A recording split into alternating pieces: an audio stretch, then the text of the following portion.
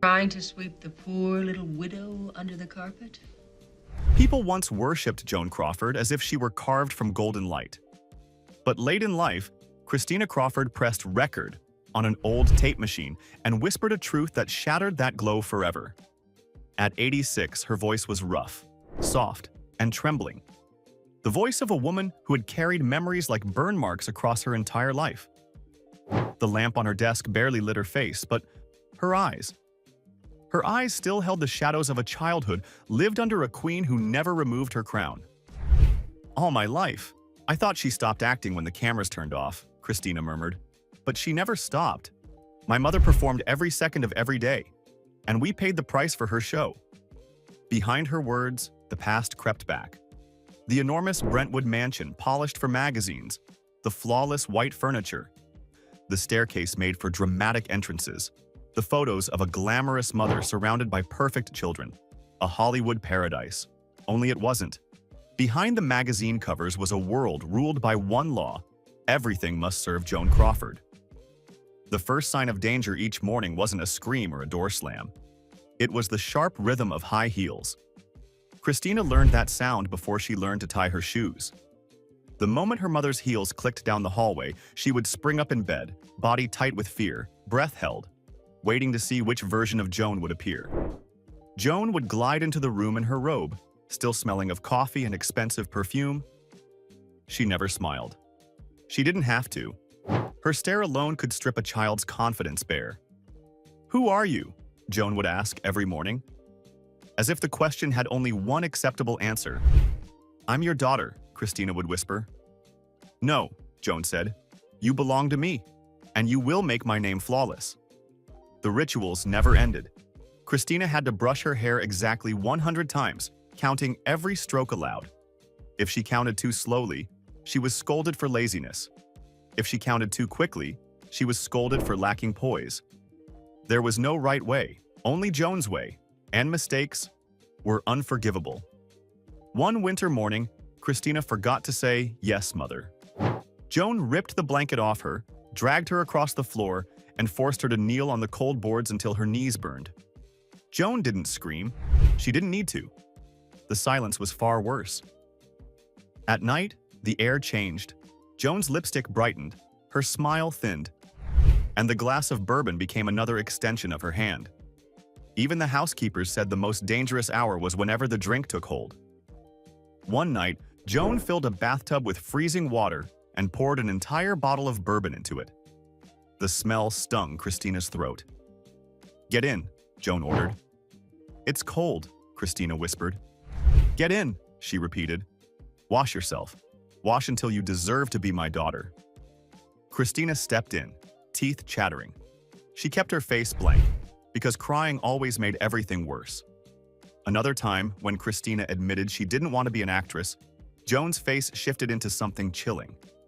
She picked up scissors and cut handfuls of her daughter's hair, slicing, slicing, slicing, until the carpet was covered in dark strands.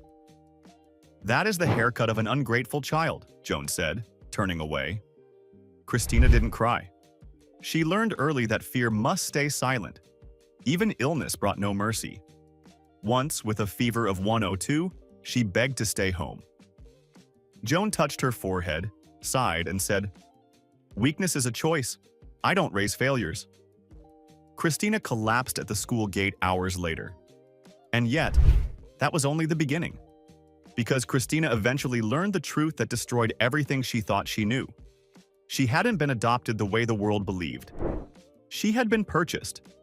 Back in 1939, Hollywood studios forbade certain actresses from having children, claiming babies ruined reputations. Joan found her loophole in Tennessee, at the Tennessee Children's Home Society, an adoption agency that was secretly a child trafficking operation run by Georgia Tann. Thousands of babies were stolen and sold to wealthy families.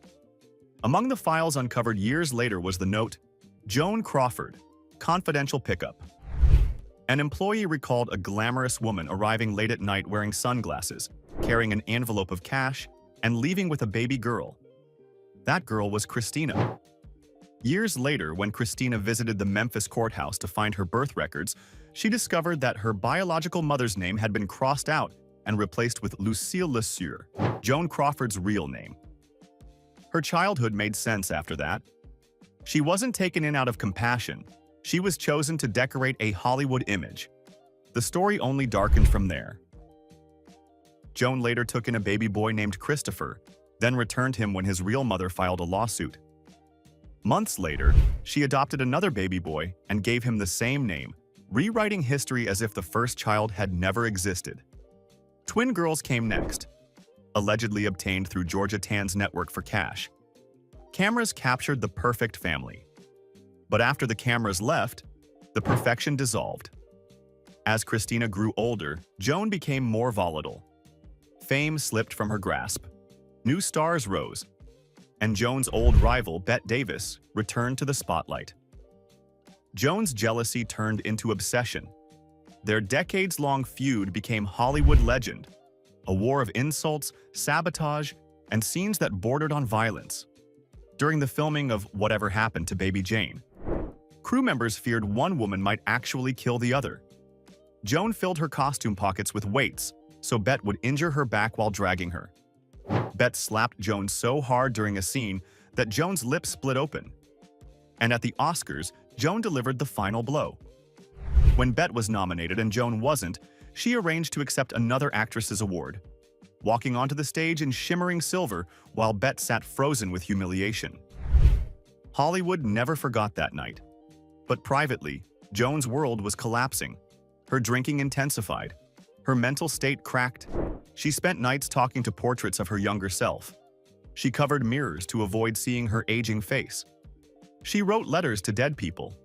She tore up photos of Bette Davis and whispered to the walls that she would never let anyone outshine her. By 1977, cancer had taken hold.